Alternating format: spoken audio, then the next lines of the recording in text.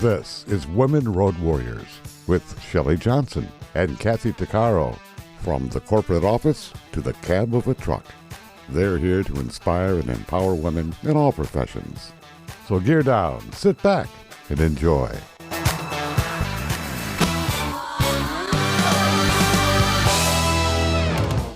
Welcome.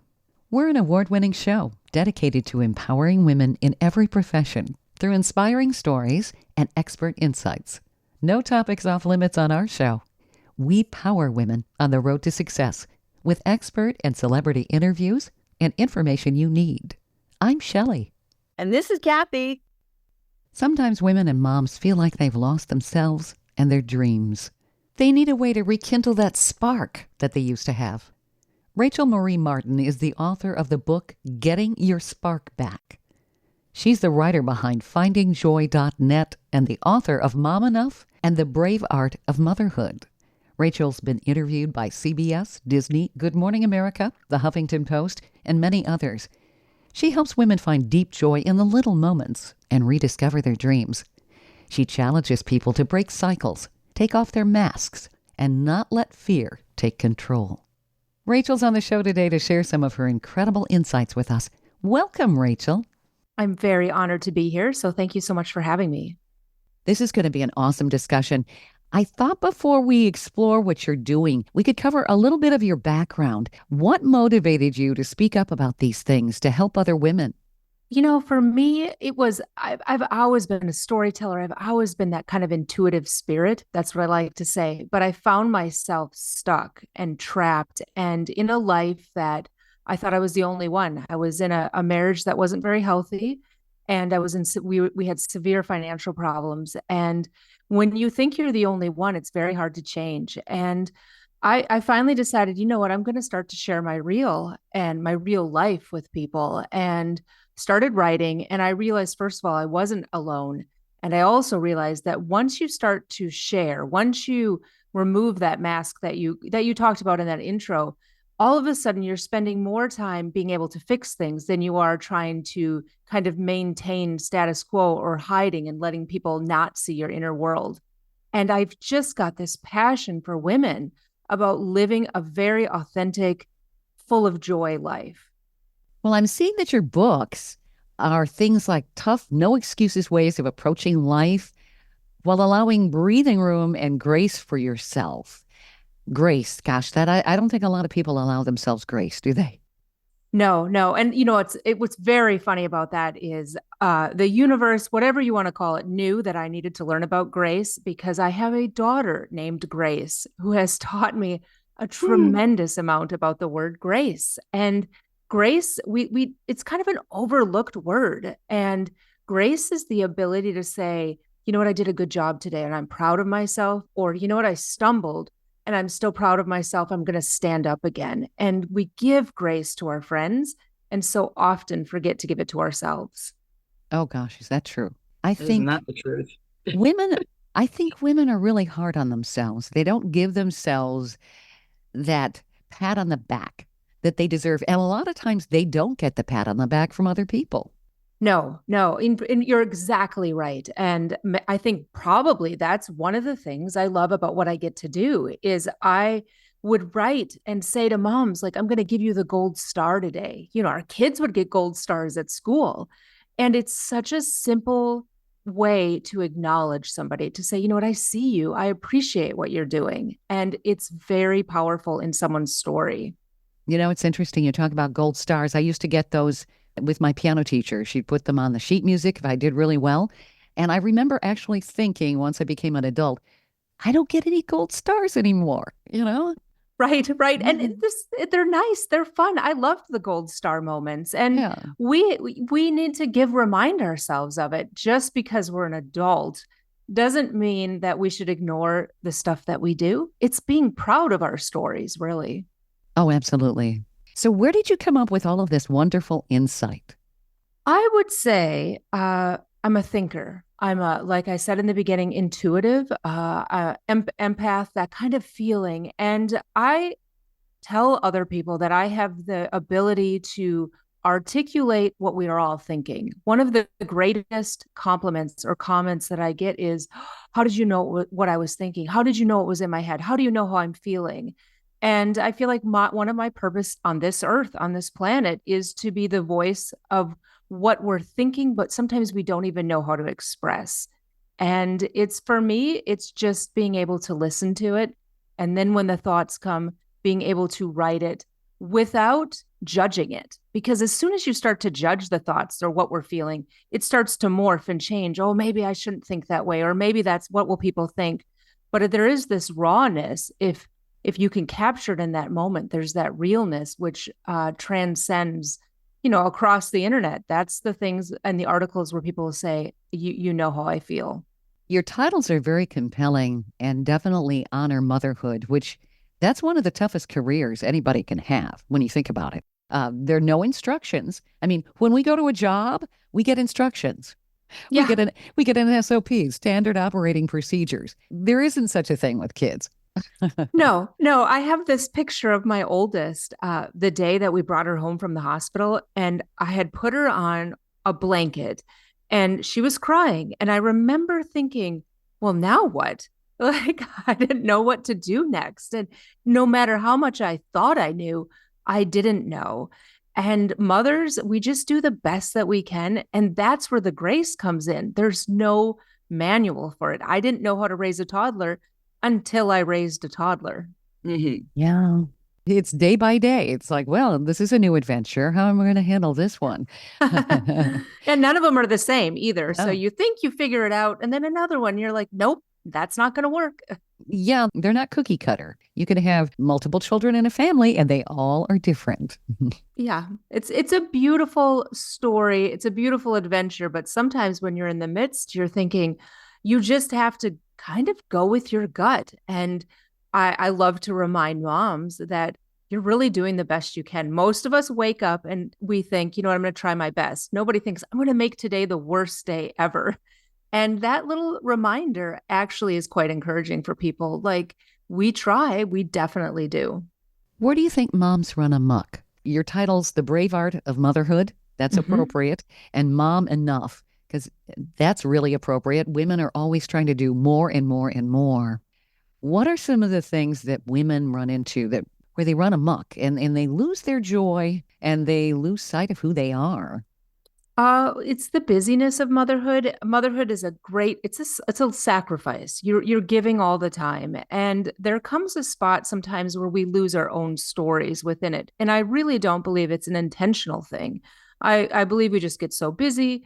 And when we start to lose who we are and the joys that we have, then there can be this kind of loss of self that this kind of wondering, am I enough, or am I doing a good job, or we feel like we're failing. And for me, for moms, I always remind them that we never feel guilt about putting our kids' appointments on the schedule. And we know that it's important, but sometimes when we take time for ourselves, then there's the guilt. Oh, I shouldn't do that. I have to do everything else. But if we're not taking care of ourselves, it's very, very challenging to have that energy, to know that we're enough and give to everybody else. So I strongly encourage moms, take time, schedule time for yourselves, because you're just as important. Oh, absolutely. It's very critical that we take that time. I know I never did. And I was just so busy trying to, being a young nurse and a single mom with a little 3-year-old and trying to advance my education and try and, teach her. She had a bit of a learning disability, in kindergarten. And it was really tough. And to be honest, I got lost. I just I didn't have any guidance growing up, and I had really dysfunctional family. So, and I was at the other end of Canada all by myself with this little girl and trying to figure this out. Oh my God, it was so hard. So hard. And I'm really grateful I only had the one. I mean, had I had more, it would have been, I think, even harder. So I understand these parents that have these young mothers that end up single with 3-4 kids, and they're trying to, raise them and work and do this. It's easy to lose yourself because the stress of life, especially in this day and age, it's just brutal. It is brutal. And I really believe because of social media, while there's so many benefits we don't talk about sometimes the hard because we only see the good a lot. And I celebrate the good. I tell moms all the time, celebrate the good, because when you have good, you want your friends to rally around you.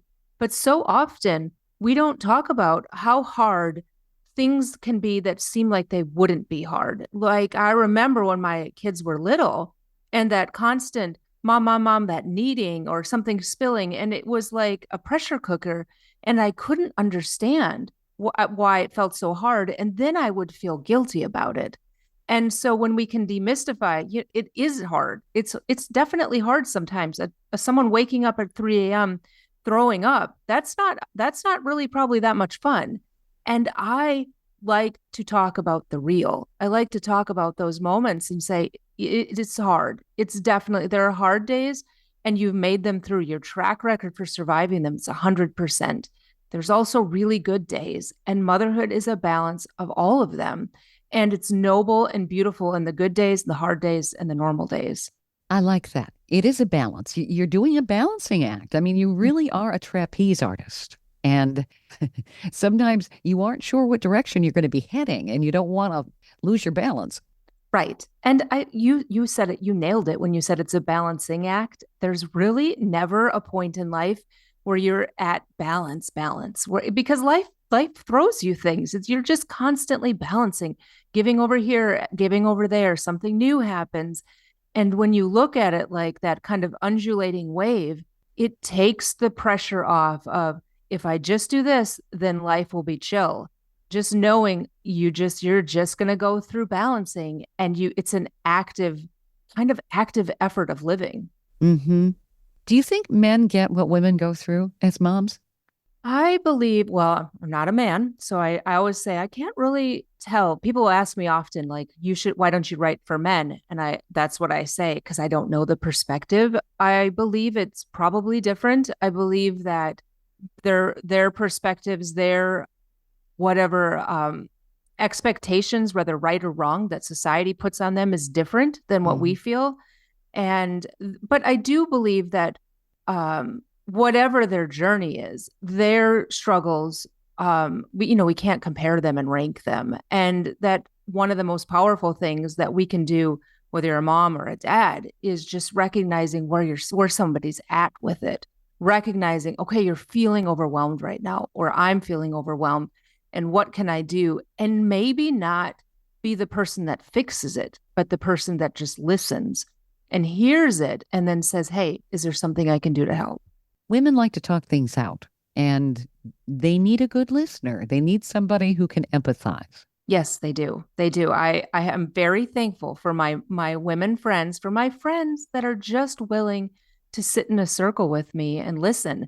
I have a meditation group that I go to about quarterly. And one of the rules in it is at a certain point, everybody just shares. And when somebody's done sharing, everyone says, thank you for sharing. There's no like kind of input back and forth too. It's just allowing us to get out all that stuff that we're carrying with us without the expectation of even needing it fixed, just being willing to just get it out and have someone that's willing to receive it. Yeah. It validates how you're feeling. It does. It does. It's just almost like you're not being judged by it. There's no judgment in it. And there's nobody giving people will say, are you open to a different perspective in other groups that I've been in? And I love that question of, are you willing to hear something else? Because then you can say, you know what? Yes, I would love to hear something else. Or no, I just needed to get it out. Stay tuned for more of Women Road Warriors coming up. Dean Michael, the tax doctor here. I have one question for you. Do you want to stop worrying about the IRS? If the answer is yes, then look no further. I've been around for years. I've helped countless people across the country, and my success rate speaks for itself. So now you know where to find good, honest help with your tax problems. What are you waiting for? If you owe more than $10,000 to the IRS or haven't filed in years, call me now at 888-557-4020 or go to mytaxhelpmd.com for a free consultation and get your life back. Industry movement Trucking Moves America Forward is telling the story of the industry. Our safety champions, the women of trucking, independent contractors, the next generation of truckers, and more. Help us promote the best of our industry. Share your story and what you love about trucking. Share images of a moment you're proud of. And join us on social media. Learn more at truckingmovesamerica.com.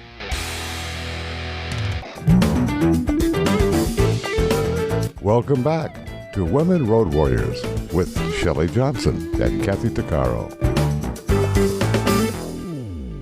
If you're enjoying this informative episode of Women Road Warriors, I wanted to mention Kathy and I explore all kinds of topics that will power you on the road to success. We feature a lot of expert interviews. Plus, we feature celebrities and women who've been trailblazers. Please check out our podcast at womenroadwarriors.com and click on our episodes page. We're also available wherever you listen to podcasts, on all the major podcast channels like Spotify, Apple, YouTube, Amazon Music, Audible, you name it. Check us out and bookmark our podcast. Also, don't forget to follow us on social media. We're on Twitter, Facebook, Instagram, Pinterest, LinkedIn, YouTube, and other sites. And tell others about us. We want to help as many women as possible. Rachel Marie Martin is the writer behind the site findingjoy.net and the author of both Mom Enough and The Brave Art of Motherhood. She's a founding partner in Audience Industries, a company that's designed to train and equip entrepreneurs in their ventures. Her latest book is Getting Your Spark Back. Rachel's articles have been translated into over 25 languages. Her site reaches millions of visitors per month. Rachel believes in the power of the human spirit to overcome, thrive, and find deep joy. She offers valuable perspectives on how women can balance their personal and professional lives authentically and full of joy. It's a matter of having a tough, no-excuses way of approaching life and the ability to give grace to ourselves. We need to acknowledge ourselves and others. We need to remind ourselves of our own power and give ourselves gold star moments. It's easy to lose sight of our stories, especially when we're balancing motherhood with a career. That's when we begin to wonder, am I enough? We need to be proud of our stories and our accomplishments, according to Rachel. She's giving us some great insight. Rachel, your perspective on finding joy in the little things. That can get so lost, and especially if you've got so many things going on and you've got all of these demands, it's easy to get really angry and maybe even resentful. Have you encountered that with women? They love their kids, but sometimes they resent the fact that they're stuck in this, and especially if they're a single mom or if they don't have the support system. Mm-hmm. Yeah, and we don't talk about resentful because we judge ourselves with it. If we're feeling resentment, we're thinking, oh, I'm a bad mom. I'm a terrible, that's the thought process that goes. Mm-hmm. And it might not even be resentful about them. It's just the experience that you're in. It's the situation that you're in. And I always remind moms, women, that it's an emotion that you're feeling. It's not who you are. You're not you're feeling resentful. You're not resentful as a person. And when we can separate that and go, it's this emotion. What's the next best emotion I can choose? Or what's this emotion actually trying to teach me? Maybe the resentful isn't about that, but maybe it's trying to say, you need to change things up a little bit, or you need to try to find support or something different. And it's being gracious with yourself about the emotion versus judging the emotion and judging yourself. You're giving people permission to feel. Yes. Mm-hmm. Yes. Permission to feel, because I really believe the way I grew up, and I don't know, maybe it wasn't, but there wasn't this talk about the feelings. I was always told, stop being so overly sensitive. And that was how I feel. And what's funny about the sensitivity part is that's what I tell people is my superpower now, is the ability to tap into how I feel. And I really value, let's express how we feel. Doesn't mean we have to stay there. It doesn't mean that you stay in that spot. It's just getting it out, because otherwise it's just festering in us. Oh gosh, it certainly can. And then it becomes a volcano. Yes, it does. Mm-hmm. And depending on the situation, it could be a really ugly volcano. Yes, I've had those. I've experienced those volcanoes in life. Yes. So, I had to relearn how to find joy in life. hmm, I was at the age of 40, I ended up having a big burnout from life. I experienced so much trauma and hardships, and I just had put it all away in a safe little box inside and pretended everything was fine. hmm, And I had some really harsh things happen to me in life and just, didn't deal with it until the one day where I was forced to deal with it. What's that quote that if you don't make time for your wellness, you'll have to make time for your illness. If you don't make time for your oh, wellness, you'll have to make time for your illness or something like that. Anyway, that's where I ended up. And I found myself in this women's center. It was a faith-based program for where you live for a year and you unlearn all your trauma and then you relearn who hmm, you are. And then the hardest part for me was accepting it, but how awesome I am, but all my qualities and who Kathy really is at the age of 40. But hmm, all this to say is that it's in that program where I learned to accept compliments. There was a whole month in that program where every woman, we had to give each other compliments and say thank you and nothing else. Because, being broken, anyone would say, you look good today. I'm like, no, I don't. hmm, It was an automatic thing. So part of that program was learning to find joy in the smallest possible things. We had to actually make a list every day of what it was that we found joy in. And it was hard because we're in a treatment center, like Monday to Friday, 9 to 4 is our recovery. We had self-esteem, we had boundaries, we had codependency, we had anger management, we had, sexual abuse, recovery group. We had all these things. So, and there was 25 women from all walks of life, and it was really difficult. How do you find joy in that? Well, I tell you, that time there has enabled me to actually slow down when I'm overwhelmed and look at wherever I am, even if it's in the mind, in the middle of night shift, I'll find joy in the northern lights, in the star, hmm. in the moon, in the way the clouds are, um, uh, or even enjoying the piece of equipment that I'm running. I had to learn to break it down into smaller doses and smaller bites in order to appreciate those moments so that when the bigger things came, it even became better. So I'm very grateful for that. Well, you made me very, very teary when you were telling that because it's such a powerful story and it's such a powerful truth about life. I've said so many times that nobody puts in their high school yearbook, it'd be fun is when I'm 40, I'm going to go through a divorce or whatever it may be. But we all have these stories, these moments that kind of break us. And you're right about joy. Finding joy, it's an active choice. It's not just joy doesn't just fall in your lap.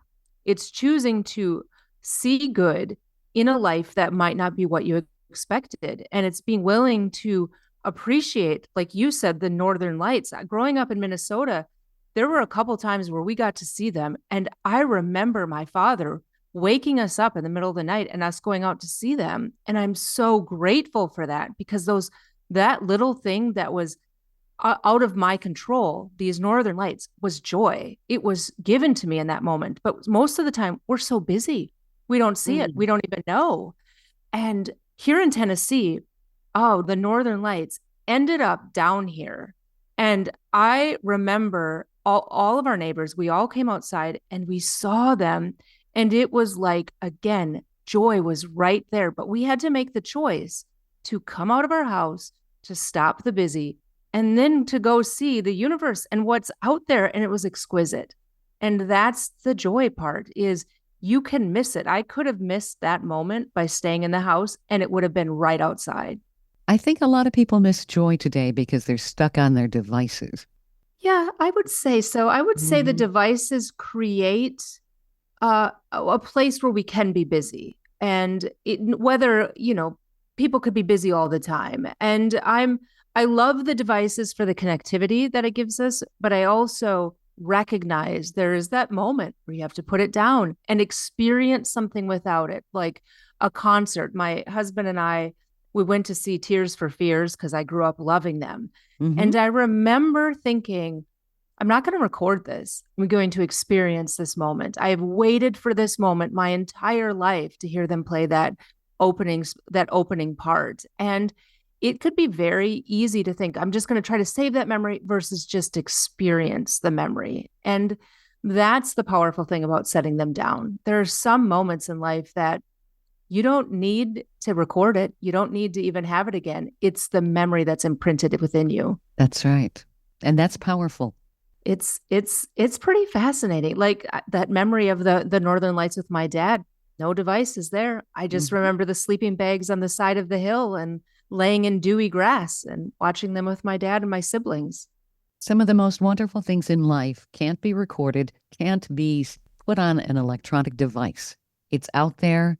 We miss it if we're always myopic or we're too consumed with all the minutia.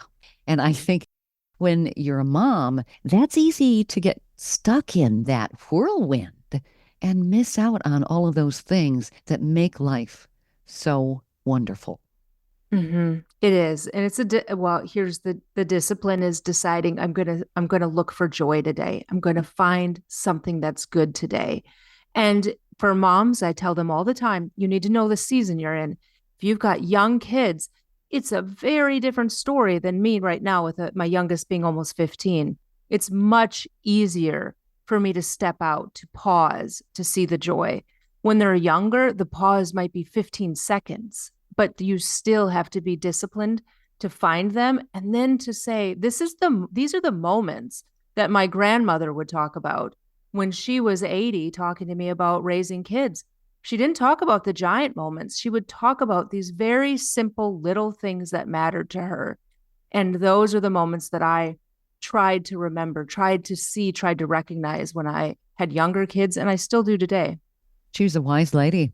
She was wonderful. What's cool is at one point, here's a little hidden tidbit about me that most people don't know, is I learned how to play the church organ. So I could play 2 keyboards and my feet could play.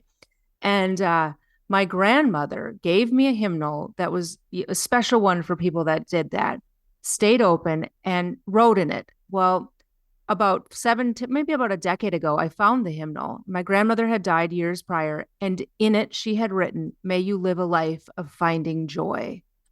And my jaw dropped because that's everything I do and write about. Isn't that amazing? Yeah. Wow. Fortuitous. Yeah. Your grandmother saw something.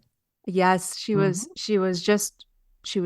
a wonderful, wonderful. It's making me teary thinking about her. She died in 1998, a week before my daughter was born, and my daughter has her middle name. And one of my favorite pictures is of my grandfather, her husband, holding my granddaughter, or her holding his granddaughter, my daughter. That's so cool. Life keeps passing on generation after generation. So it does. It does. And it's those little things that people remember. Definitely. It provides the fabric of life, the tapestry. It's a rich tapestry if we can only weave in all of those little things. And your books really, I think, do give people that perspective. Stay tuned for more of Women Road Warriors coming up. Dean Michael, the tax doctor here. I have one question for you. Do you want to stop worrying about the IRS? If the answer is yes, then look no further. I've been around for years. I've helped countless people across the country, and my success rate speaks for itself. So now you know where to find good, honest help with your tax problems. What are you waiting for? If you owe more than $10,000 to the IRS or haven't filed in years, call me now at 888-557-4020 or go to mytaxhelpmd.com for a free consultation and get your life back. Industry movement Trucking Moves America Forward is telling the story of the industry. Our safety champions, the women of trucking, independent contractors, the next generation of truckers, and more. Help us promote the best of our industry. Share your story and what you love about trucking. Share images of a moment you're proud of. And join us on social media. Learn more at truckingmovesamerica.com.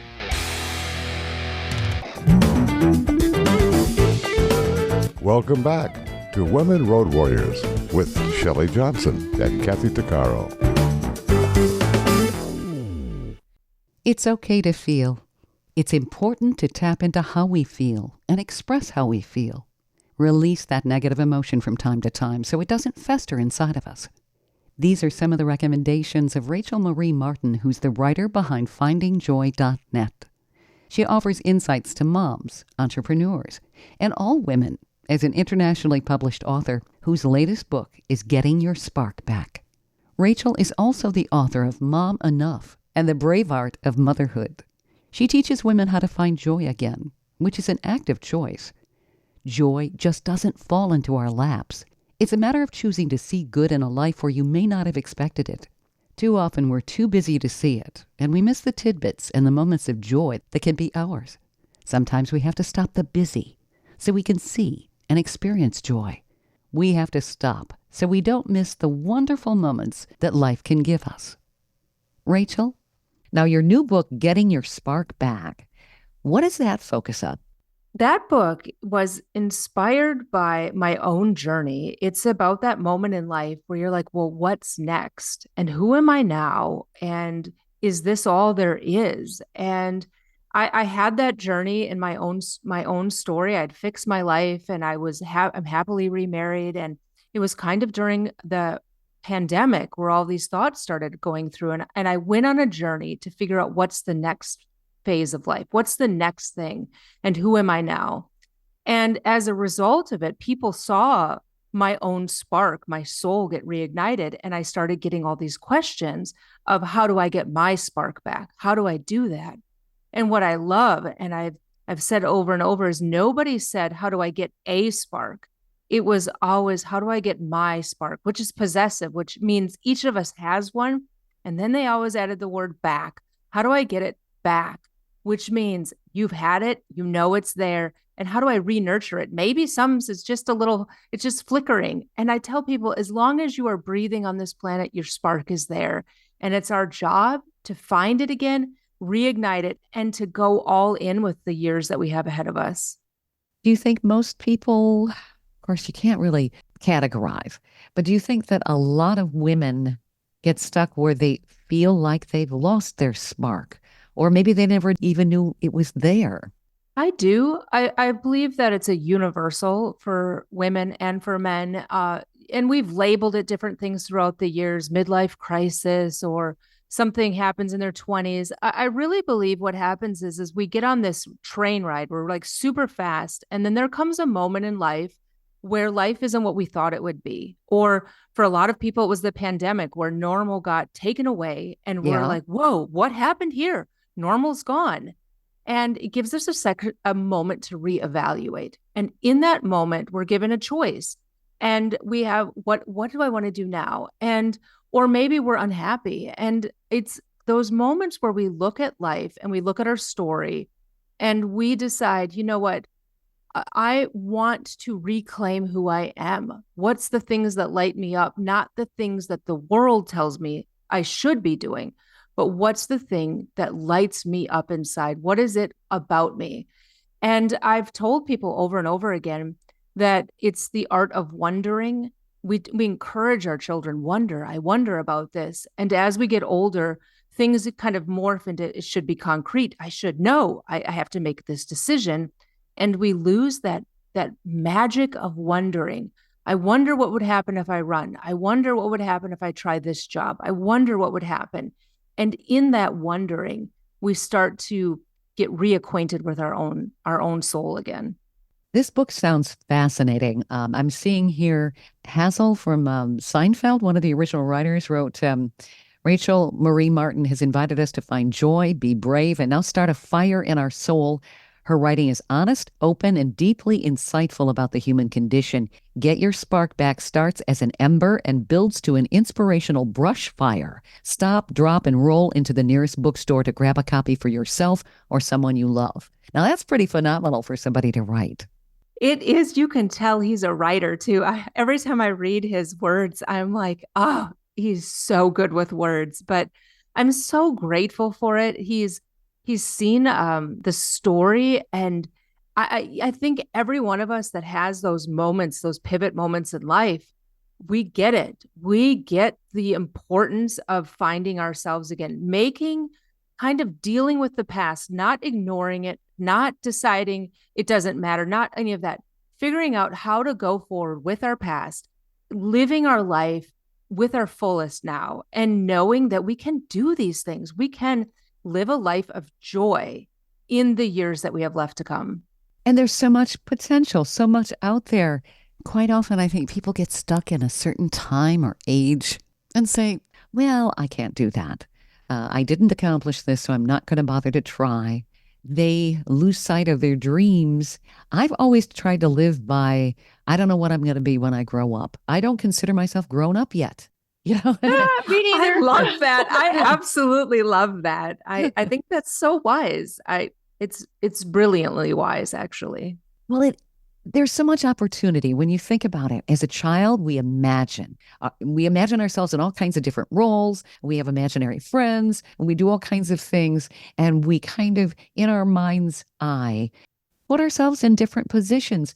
And I think that we lose sight of that as an adult. We do. I really believe because of the pressure of time is part of it. When we're young, we think in ourselves, I've got 70 years. I can take chances and make mistakes and all of that. And then as we get older, I've noticed in my own life, you see like, well, I don't know. I don't know if I want to do that. The risk part of it seems riskier. But then I've realized that if I get to live as old as my grandmother that I was talking about, I don't want to live a life of regretting and looking back and saying, I wish I had taken that risk. I wish I had listened to that. I wish. And it's so powerful to watch people kind of reemerge and to tap back into the things that they loved. My parents invested many, many hundreds and hundreds of dollars on piano lessons and sat by me many, many days, making sure I would practice. And it ended up that I loved to play piano. And for me now, one of the things that I love to do the most is play the piano. It's not working. It's not being a mom. It's not being a wife. It's something that I love. Mm-hmm. And what's cool about it is when I do, everybody in my house is like, we love it when you play piano. Yeah. And I think it inspires people. Maybe I should do something else. Maybe I should, reignite my spark. Yeah, no, I play piano also. And when I do take the time to play, which I need to get back to doing, it takes you away from the craziness of life. You're somewhere else. And in many ways, probably because I played as a child, maybe it takes me back there too. Yeah, there's something magical about music in that way. I write with music playing because I can block out the world and I can hear my own heart. I can hear myself think when I'm playing music, whether I'm listening to it or playing it with my hands at the keyboard. Music's a wonderful time machine. It will put you back wherever you'd first heard a song. It transports us. It's an incredible thing. It definitely does. And you're exactly right. What I was thinking about, even my earlier example about Tears for Fears and the one bar of music. And I remember hearing it as a child. And when I heard it in real life, it just very emotional. My husband knows that I'm the one that whatever concert it will be, there will be a point where tears will be coming down my face. Kathy, you're real big with what's the group that you're fond of? I'm trying to remember. Foo Fighters. Yeah, the Foo Fighters. Yeah, you feel that way about them, don't you? Oh yeah. Well, their music saved my life back in 2009. The song going around another round. Sorry. And I just saw them last week in LA, and to this day, I've seen them maybe 8 times, and every single time it uplifts me to a point that I can't really explain. I think it's because of that moment of when I was so depressed in that basement suite, and there was nothing, and I hadn't eaten or washed in 3 days. I waited there waiting for God to save me. And then on the 3rd day, I finally get back on my knees and I'm sobbing and sobbing and sobbing. And the song is playing, Can You Go Another Round? I Will Follow You. And it's an acoustic version. And I stopped crying for a minute and I look up in this, I was in this really crappy basement suite. And I look up, and out of the window, it was blackness. This ray of light appeared. And the ray of light touched my heart center, and the song is playing, Can You Go Another Round? I Will Follow You. And I have a huge faith in God. And so I'm looking at this ray of light and I'm listening to the words, and I say, oh, You'll follow me, hey? We'll see about that. So I get up and I move over to the kitchen. That light never left my heart center. It followed me. So the song is still playing. Can you go another round? I will follow you. So now all of a sudden it has my attention. So I went from the kitchen and I'm looking at this light that's glued to my heart center. And I move over to my futon and I start jumping up and down. The light never left my side. It was in that moment that I completely surrendered. I dropped back down on my knees and I said, okay, God, I don't know what you have for me. And I know clearly there's a plan, but okay. And the light was still there. And then I hear in this background, this voice saying, Kathy, get up. And I panicked because my ex he stalked me for a year and he used to break into that particular apartment. And I thought it was him. So I turn around, but there's nobody in the apartment. And the voice repeated, Kathy, get up. So the song is still playing, right? So I get up and and all of a sudden there's a knock on the door. And it was the guy who lived upstairs who'd been gone for 3 days. And he had this intuition that I wasn't doing well. And he's knocking on the door. And hey, when opportunity knocks, literally you answer. So I answered the door and he says, hey, Kath, he says, I kind of feel that you're not doing well. You need help? And it was in that moment I said, yeah, bring me to detox right now. And it was from there that I learned that there was a year-long faith-based program called Wellsprings for women. And that's when I went to that program. It was from that moment, another round. And my life has pivoted ever since then. So yes, the Foo Fighters saved your life. It's instrumental in my life. That's that powerful. Is a very powerful story. Very, very powerful. Yep. The 3 days, the whole thing. I am honored to have just heard that. So thank you for sharing. Yeah. Well, I put it in my book just because it's so powerful. And it wasn't just that particular experience. There's a whole slew of them about that I talk about tidbits, because if I didn't have God and my all these intuitive moments and all these clear visions, I wouldn't be here today. I would. Down to Toothless Joe, like the guy when I was drunk and homeless on the streets. Like, it's just every single thing. And it's really interesting because had you told me in 2009 in that moment that I'd be doing what I'm doing today and traveling worldwide and have, books and, this working with Shelley on this awesome podcast, I'd have laughed you off the street. I said, yeah, right. Like, but you can't see the miracle, even though it's right around the corner. Yeah. And so you have to keep that faith and put that foot right in front of the other and keep trying, because it's there. You just have to reach out and grab it. Right. Yeah. You have to keep taking those steps. I have said that so many times. Like, I am so grateful for the me 15 years ago that had the bravery and audacity to take those steps into something I didn't know. And it's the same thing. We had told her this is where I would be now, I probably would have chuckled and said, I don't even know how that's possible. But right? There is such an honor that I have for that younger me, that courage to do something that was way harder than that I look back and I think, how in the world? But sometimes in the brokenness, beauty can arise. And your story, that testimony is very powerful. The phoenix rises out of the ashes. Amen. Yeah, it's very true. So Rachel, this really is in tandem with all of the things you talk about, finding the joy, finding the spark, which is your new book. Where do people find you, and where do they find the book?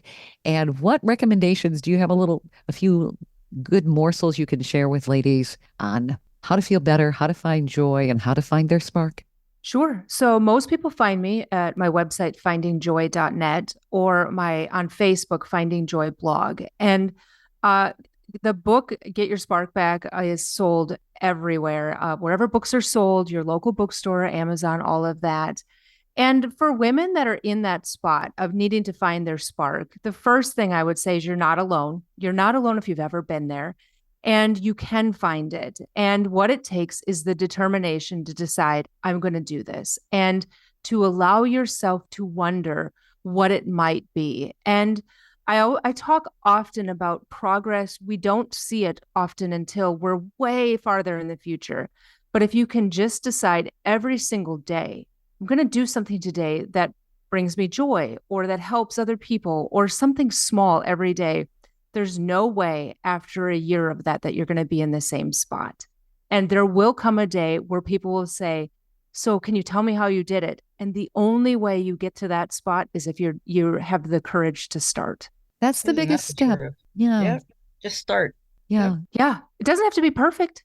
It doesn't have to be perfect. People, because I'm a runner, people will ask me, well, I don't think I can run. I can't do it. So I'll tell them, can you run to your stop sign at the end of your street? Can you try that? And they'll maybe. And then they'll do it. And then I'll say, well, what about in 2 days, you run 10 feet beyond the stop sign? And you keep doing that. And after a month, running to the stop sign will be easy. It's just deciding, I guess I'm going to run to the stop sign today. It's building that endurance. It is. It is. Endurance takes time, it takes effort, and it takes that faith that those small steps actually do matter. Well, when you think about it, when you build a house, a brick house, for instance, or a brick building, every little brick counts, and you have to start with the first one.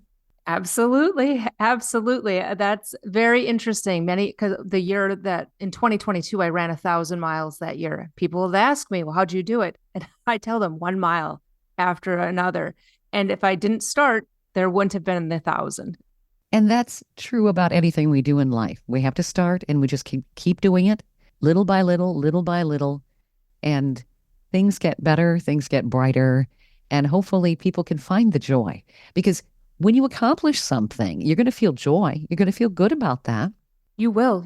And it's not going to be perfect.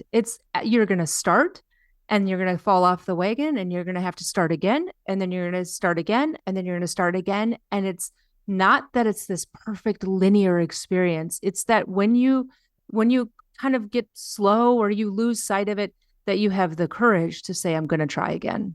Mm-hmm. That's part of life. It definitely is. I love your perspectives, Rachel. This is wonderful. I really appreciate you being on the show. Honestly, sometimes it just takes that one voice like yours to captivate the audience, and suddenly, the light bulb goes off, and they're like, you know what? That's right. I need to reevaluate this. And you did that today. So thank you. Yes. Well, I really appreciate being able to talk with you and hear the stories and just to share my passion for women and for moms. So thank you. This is terrific. Thank you for what you're doing for women. This is empowering.